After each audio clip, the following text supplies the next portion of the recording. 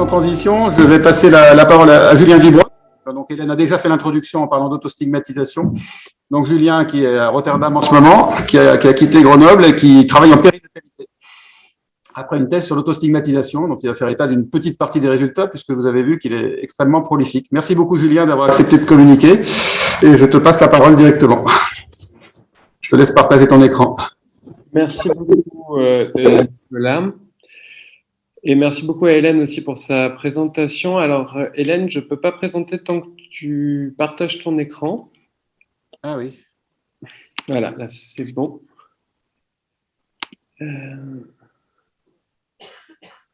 Normalement, est-ce que vous voyez mon écran et est-ce que vous m'entendez bien? Je ne t'entends pas, Nicolas. Oui, pardon. Oui, on t'entend et on voit ton écran, Julien. Super. D'accord. Du coup, je suis ravi de pouvoir utiliser les outils distanciels pour pouvoir discuter un peu avec vous aujourd'hui. Vous parlez d'autostigmatisation, sujet dont je vous ai déjà parlé à plusieurs reprises. Donc, il y a certaines choses sur lesquelles je serai plus bref. Et puis, effectivement, le sujet est assez vaste.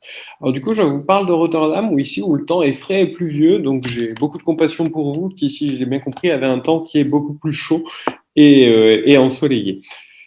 Donc, pour commencer à attaquer dans le vif du sujet, une revue de littérature sur laquelle on a travaillé avec Julien, que je remercie encore, et avec Nicolas, donc sur l'autostigmatisation dans les troubles psychiques sévères et persistants, c'est-à-dire du coup schizophrénie, troubles bipolaires, troubles borderline, dépression majeure et anxiété invalidante.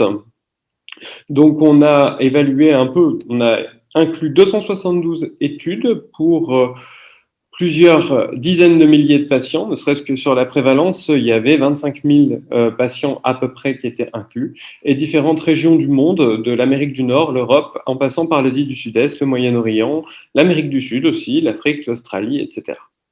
Donc on a été regarder l'autostigmatisation dans différentes pathologies, dans différents groupes d'âge, les moins de 18 ans, les plus de 50 ans, avec différents types de mesures, et ceux qui avaient reçu de la réhabilitation et ceux qui n'en avaient pas reçu.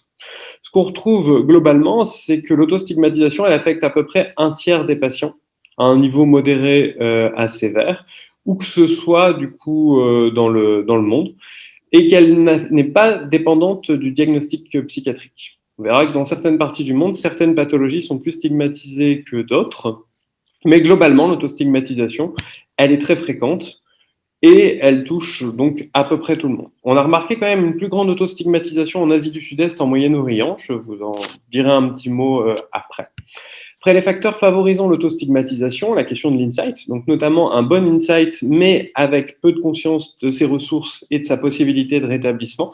C'est tout ce que Paul Leisecker illustrait par le paradoxe de l'insight, un insight qui est associé à un bon marqueur de fonctionnement, souvent une bonne adhésion au traitement, un bon fonctionnement social, mais une dépression et une qualité de vie qui va être altérée, le tout en lien avec la présence de l'autostigmatisation, mais aussi d'une faible résistance à la stigmatisation, on en dira un petit mot. La question de la stigmatisation, qui en fait, au-delà des facteurs sociodémographiques et aux facteurs liés à la pathologie, en fait, c'est surtout le fait de percevoir de la stigmatisation dans son environnement, qu'il s'agisse de la société en général, mais aussi des attitudes des professionnels de santé mentale. Et c'est pour ça que, du coup, Nicolas évoquait la question de la formation des professionnels aux pratiques orientées rétablissement. C'est particulièrement central parce que si les personnes concernées ont la perception que les professionnels ont des attitudes stigmatisantes, là, ça va du coup favoriser l'autostigmatisation. Bien sûr, la perception de la stigmatisation, mais aussi la stigmatisation expérimentée, qui est bien réelle et qui touche les personnes concernées dans beaucoup de domaines de vie, particulièrement dans le travail, dans les relations sentimentales, ou aussi dans le fait de devenir parent, puisqu'il y a à peu près entre un quart et un tiers des personnes qui vont rapporter des expériences de stigmatisation dans ce domaine, y compris des expériences de stigmatisation dans les relations avec les professionnels de santé, mentales comme physiques. La stigmatisation, elle est aussi anticipée, principalement dans le domaine du travail et des relations sentimentales, avec une crainte des conséquences négatives d'une éventuelle divulgation des troubles. Tout ça va jouer aussi sur la question du stress lié à la stigmatisation, qui est quand en fait l'impact perçu négatif de la stigmatisation dépasse les ressources pour le surmonter. Les stratégies de coping vont jouer avec, quand il y a coping évitant ou retrait social, plus d'autostigmatisation, et à l'inverse, quand il y a plus de stratégies de coping efficaces, moins d'autostigmatisation.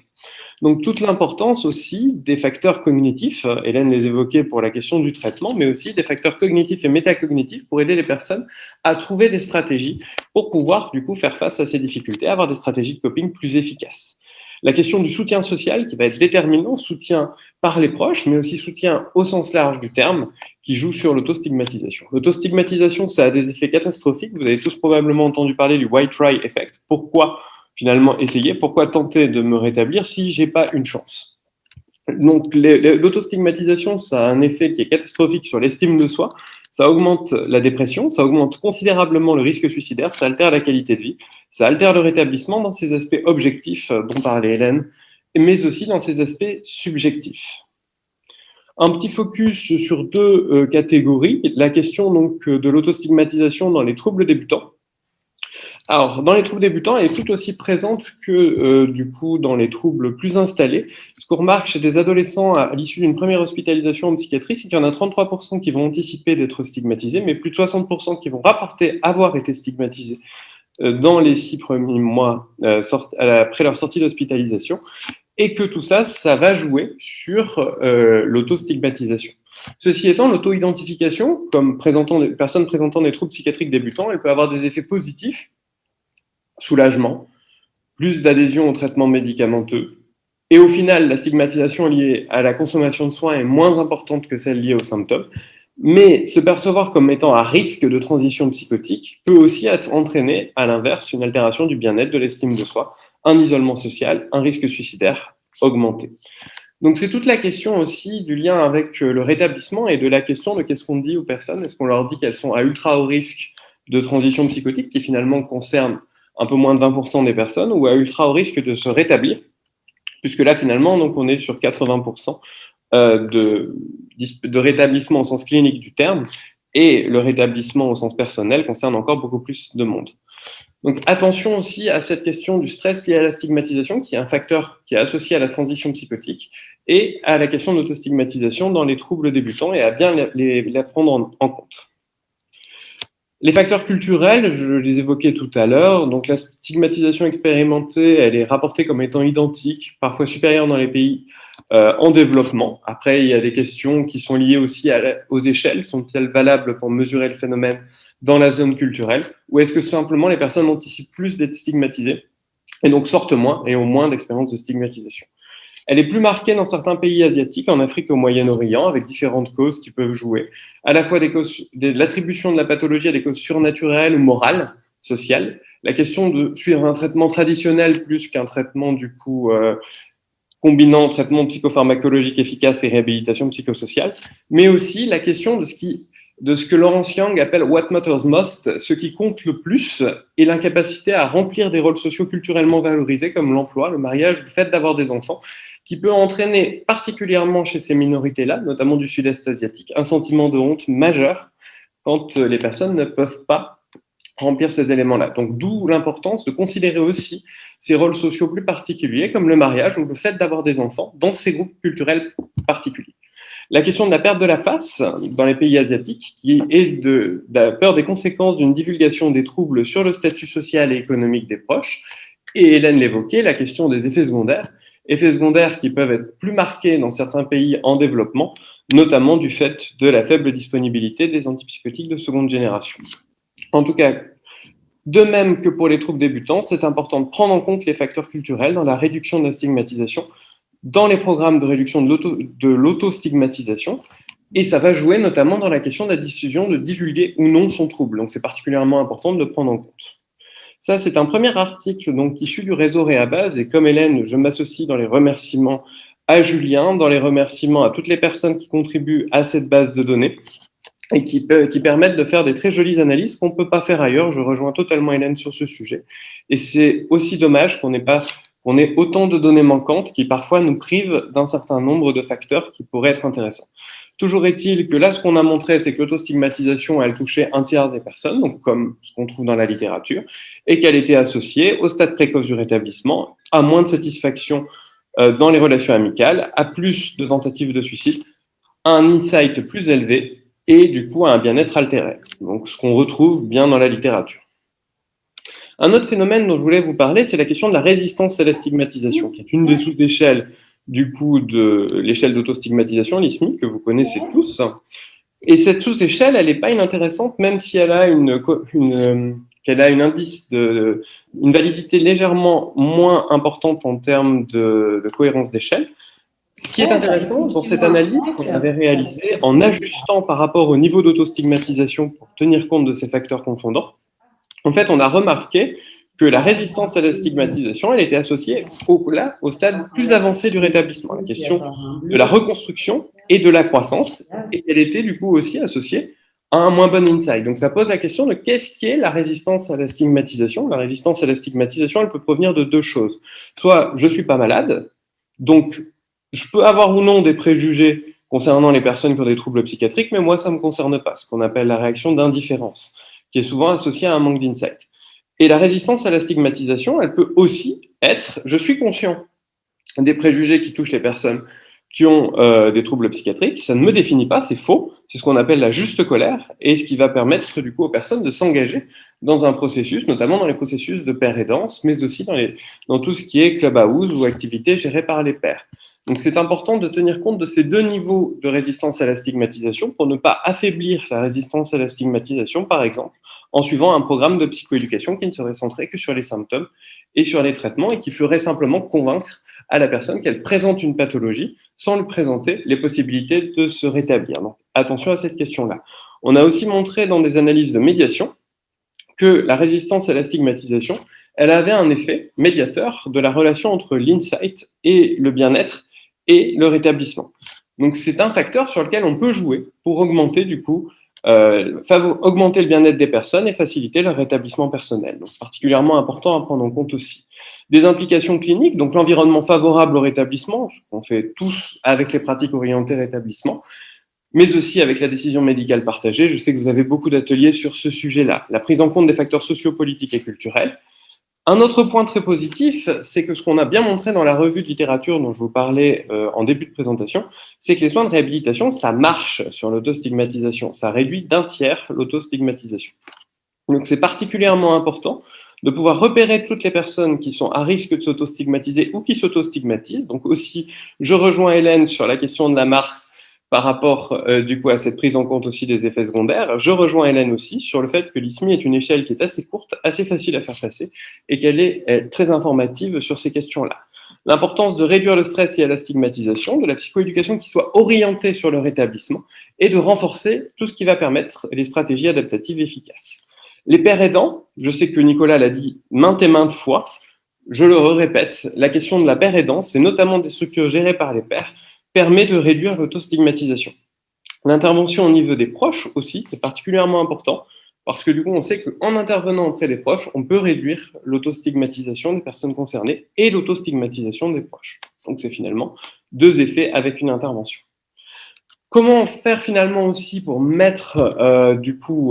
réduire l'autostigmatisation? Différents types d'interventions. Alors un petit clin d'œil à tous les remèdes rugbymen et women qui sont dans la salle ou connectés du coup en visio. Et un petit clin d'œil également à mes collègues du centre référent de Grenoble, dont je sais qu'ils vont organiser Remède Rugby avec plusieurs équipes jeudi dernier, malgré le contexte sanitaire qui n'était pas favorisant. Donc je leur dis encore un grand bravo. Et tout ça pour vous dire que ce programme, Remède Rugby, a un effet positif sur l'autostigmatisation.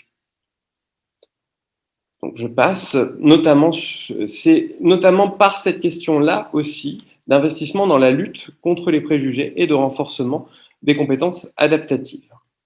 Mais je sais aussi que du coup, le ZEST permettra probablement de réduire l'autostigmatisation et ce sera intéressant de pouvoir l'évaluer d'ailleurs.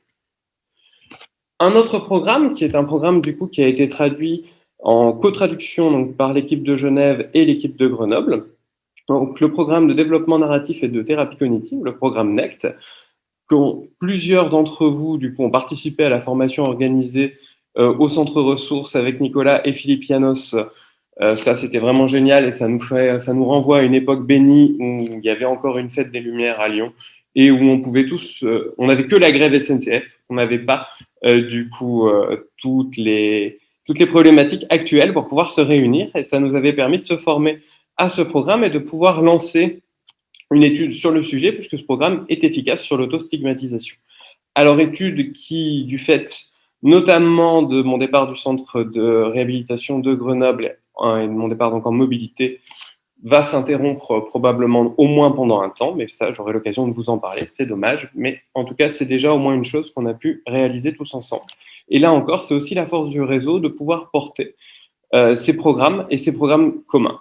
Également, du coup, quelque chose sur lequel on a travaillé donc avec Nicolas et sur lequel beaucoup d'entre vous sont partenaires, un dépôt d'un projet de recherche pour une formation aux pratiques orientées rétablissement, dont on espère des résultats positifs dans quelques semaines. Un petit mot quand même d'un article que Nicolas a cité, donc un article qui n'est pas le mien, mais qui est particulièrement intéressant, qui est la question des différences liées au genre dans les différents aspects du rétablissement et les besoins de réhabilitation chez les personnes avec troubles du spectre de la schizophrénie. Alors moi, je vais beaucoup plus m'intéresser sur la question de l'autostigmatisation. L'article mériterait une présentation plus poussée. Ce qu'on a remarqué, du coup, c'est que malgré les difficultés à un fonctionnement psychosocial similaire, les femmes avaient plus de rôles sociaux que les hommes. Jusque-là, pas trop de soucis, c'est ce qu'on retrouve dans la littérature. Par contre, quand on comparait sur les aspects subjectifs les femmes et les hommes avec troubles du spectre de la schizophrénie, on remarquait que les femmes étaient plus autostigmatisées, qu'elles avaient plus de dépression, une qualité de vie plus altérée et une moins bonne satisfaction par rapport aux relations sociales. C'était particulièrement marqué quand on considérait uniquement les personnes de plus de 40 ans, et tout ça peut être en lien avec des expériences négatives de vie, comme par exemple la perte de la garde d'un enfant, des relations sentimentales qui ont pu être difficiles, d'un vécu de violence. Ça peut être aussi lié à des préjugés, à l'intersection finalement entre les préjugés liés au genre et les préjugés liés à la maladie. Et tout ça nous amène à poser une question: est-ce qu'il ne faudrait pas prendre en compte les spécificités liées au genre en réhabilitation psychosociale?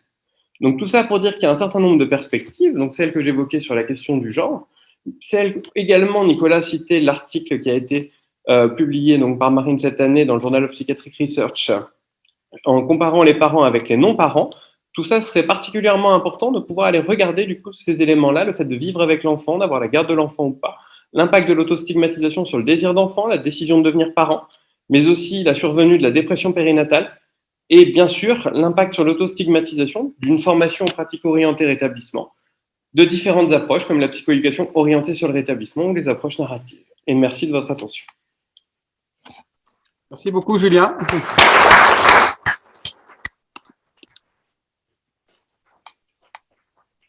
Merci pour tout ce travail sur cet élément absolument essentiel, parce qu'effectivement, on se rend compte de l'impact que ça peut avoir sur le rétablissement des personnes, sur leur inclusion sociale, et du peu d'actions thérapeutiques qui a été développées jusque-là.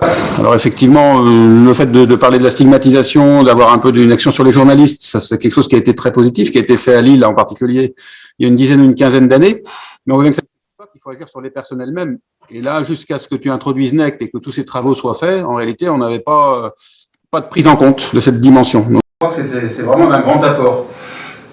Alors ensuite, tu as insisté sur la nécessité d'évaluer cet aspect-là, d'évaluer également les rôles, hein, tout ce qui est lié au genre, ça c'est évident. Mais je pense qu'il faut aussi aller plus loin et développer des outils thérapeutiques spécifiques. Je ne sais pas si tu m'entends bien, hein, c'est peut-être comme avec Hélène. J'entends parfois un mot sur toi, ça dépend, il y a des salles. Ah ouais, nous on t'entend bien, il me semble, je ne sais pas à quoi c'est dû. Écoute, je vais peut-être laisser la parole à la salle, il y a peut-être des réactions par rapport à l'autostigmatisation, à son évaluation. La nécessité d'évaluer plus systématiquement. Encore une fois, Julien a dit la même chose qu'Hélène. Hein. Cette évaluation, elle est au bénéfice des patients. Donc, encore une fois, je dis, Réhabase, utilisez-le pour les patients. C'est pas que pour faire des études et mieux comprendre derrière, c'est déjà pour que les personnes se connaissent mieux elles-mêmes. Et après, il faut évidemment saisir les résultats. Mais moi, ce que je sais, c'est que quand c'est pas saisi, c'est parce que ça n'est pas fait. Donc, j'incite vraiment tous les utilisateurs de Réhabase à pratiquer régulièrement les évaluations et à les saisir derrière. Parce que c'est utile cliniquement. Tout ce qu'on voit là, ce n'est pas possible s'il n'y a pas d'évaluation. Ce n'est pas possible pour les personnes avant tout. Bon, ça, c'est ma petite exhortation pour les différents centres qui sont en face. Je sais que tout le monde est convaincu, mais après, il faut le faire. Il faut que chacun d'entre nous fasse l'effort de le faire. En fait, il faut une organisation dans chaque centre pour qu'il y ait une qualité de saisie et une organisation qui corresponde à quelque chose qui a un sens du point de vue de la clinique des patients, de ce point de vue-là. Est-ce qu'il y a, oui, il y a une question tout en haut. On va peut-être vous apporter un micro. Je n'identifie pas la personne à cause du masque. C'est peut-être Nathalie. Oui, c'est ça. Quand même, hein. Vas-y, parle bien. Isabelle Chéreau, donc pour le centre conjoint à Clermont-Ferrand. J'avais une question pour Julien. En fait, tu évoques les aspects d'auto-stigmatisation et les liens avec la parentalité.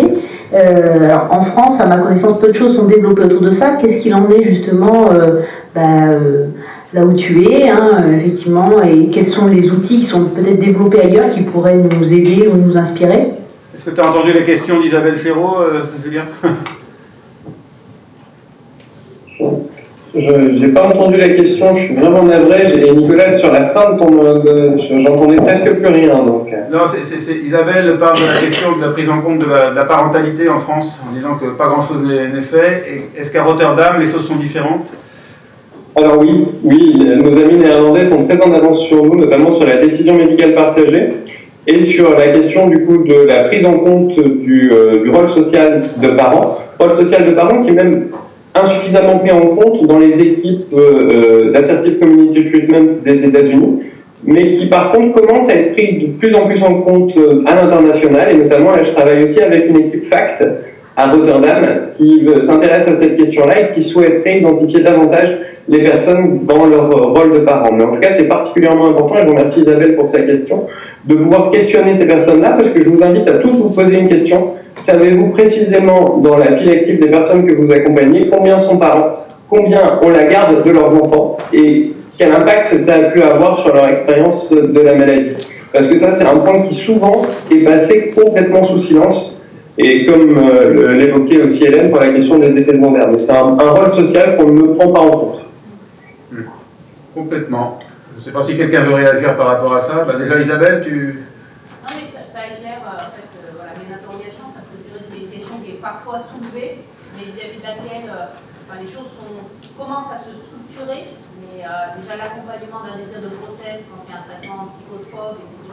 Et puis, je vois bien dans les équipes le regard qu'on peut porter, ou que certains professionnels peuvent porter sur ce désir de parentalité, avec souvent beaucoup de craintes, mais qui viennent plus des professionnels, voire même des familles de temps en temps. Et souvent, on est un peu démunis en termes, notre propre vécu, notre propre ressenti fait qu'on réagit d'une certaine façon, mais en termes d'outils, on peut être démunis. C'est ça que je m'interrogeais sur ce qui existait ailleurs. Mais merci.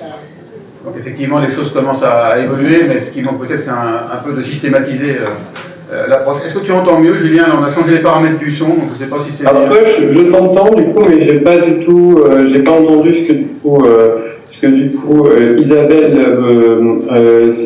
disait. Je vois du coup, merci pour l'avoir mis dans le chat.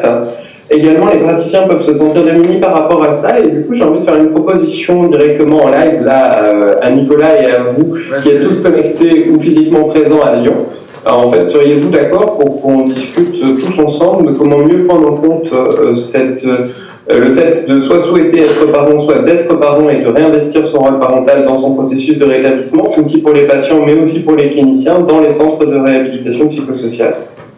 Bah oui, si tu seriez-vous d'accord pour cette réflexion? Si tu proposes d'animer un groupe de réflexion, pour moi, je suis d'accord. Je pense que ce serait une bonne chose que tu voudrais lancer depuis Rotterdam ou à ton retour en France. Donc on peut lancer des choses, on a beaucoup de choses qui sont présentes, du coup, qui sont déjà soit faites, soit qui sont en cours, et on pourrait réfléchir du coup à la fois à un volet offre de soins et services pour les patients et un volet ressources pour les professionnels. Ouais, ce serait excellent. Je pense que ça rassurerait tout le monde, c'est un petit peu ce que disait Isabelle. On a besoin d'avoir des choses qui soient formalisées. C'est ça. Donc je remercie vraiment Isabelle pour sa question, mais je te remercie aussi, Nicolas. Non, je t'en prie, après il va falloir l'organiser, solliciter les personnes. Je pense aussi à Camille Niard qui avait organisé un groupe sur le sujet, qui est très intéressée. Elle n'est pas dans la salle aujourd'hui, mais toutes les personnes qui sont impliquées, je pense qu'il faut vraiment les solliciter leur vœu. C'est ça, puis du coup il y a tout un ensemble de travaux qui sont aussi en cours sur la constitution d'équipes mobiles de psychiatrie périnatale orientée rétablissement, notamment une équipe territoriale au Rhône-Loire. Donc il y a beaucoup de choses qui pourraient être faites ensemble. Très bien, impeccable. Je vois que la Loire acquiesce là. Il y a Romain qui acquiesce. Juste devant moi. Je ne sais pas s'il y a d'autres réactions. Oui, Frédéric Asbart. Peut-être que tu vas entendre avec les nouveaux paramètres, on va voir. Merci beaucoup Julien pour cette présentation. Alors, une question que je me pose régulièrement, c'est ce qui va faire stigma pour nos patients, et en particulier si certains points du parcours de soins peuvent être potentiellement plus stigmatisants que d'autres, et je pense en particulier au vécu de l'hospitalisation. Est-ce que c'est quelque chose qu'on retrouve dans la littérature, le fait d'avoir été hospitalisé? Est-ce que ça a un impact particulier, et qu'est-ce qu'on pourrait faire par rapport à ça? T'as entendu, Julien, sur le rôle stigmatisant de l'hospitalisation? Non, alors, du coup, voilà. Là-dessus, sur l'hospitalisation, alors du coup, on a regardé. En fait, l'hospitalisation en elle-même n'a pas d'impact sur l'autostigmatisation, et même ni l'hospitalisation sous contrainte, ni le nombre d'hospitalisations, ni la fréquence d'hospitalisation. Par contre, ce qui a un impact, c'est les émotions négatives ressenties lorsqu'on se sent contraint dans une hospitalisation, ou dans un passage à l'isolement, ou lorsqu'on a été mis en pyjama, ou lorsqu'on a été sous contention. Donc en fait, en soi, c'est pas l'hospitalisation elle-même ou l'hospitalisation sous contrainte qui va jouer sur l'autostigmatisation. Ça va être le sentiment de honte ressenti par la personne concernée, par exemple quand elle va, et c'est ce que Patricia Digan décrit très bien, quand en fait elle entre dans un hôpital psychiatrique où elle dit mes présentations c'était un asile de fous, et on me dit que je suis l'une d'entre eux. Le différentiel de pouvoir avec du coup la question du pyjama, mais aussi la question de la relation qui est soit très verticale, soit plus horizontale, et la question du débriefing, de limiter au maximum les questions les mesures d'isolement ou de contention, et de pouvoir à chaque fois reprendre avec la personne et avec ses proches son expérience du coup de cette contention ou de cet isolement pour éviter, prévenir ou réduire ces réactions émotionnelles négatives. Il y a ça, et puis même si l'autostigmatisation n'est pas augmentée, effectivement, l'isolement et la contention sont traumatiques, ça n'enlève rien à cet aspect-là. C'est ça, clairement. En tout cas, c'est pour le coup, moins il y a d'isolement, moins il y a de contention, et moins la personne se sent contrainte, plus elle se sent respectée et humanisée dans ses droits de personne concernée, moins elle s'autostigmatisera. Et aussi moins elle sera hospitalisée, parce que pour le coup, l'autostigmatisation joue sur le nombre d'hospitalisations, mais en sens inverse. C'est-à-dire que plus on est autostigmatisé, plus on risque de rechuter et d'être hospitalisé fréquemment. On est tous d'accord sur le fait qu'il faut hospitaliser le moins possible et dans les meilleures conditions possibles. Eh bien écoutez, je ne sais pas s'il n'y a pas d'autres questions sur place ou en ligne. Je te remercie encore une fois beaucoup, Julien. Et puis, merci beaucoup à tous. Bonne journée. À très bientôt, Julien. Bonne journée. À bientôt en présentiel, j'espère. Oui, j'espère quand même. Ça devrait être possible cette fois-ci.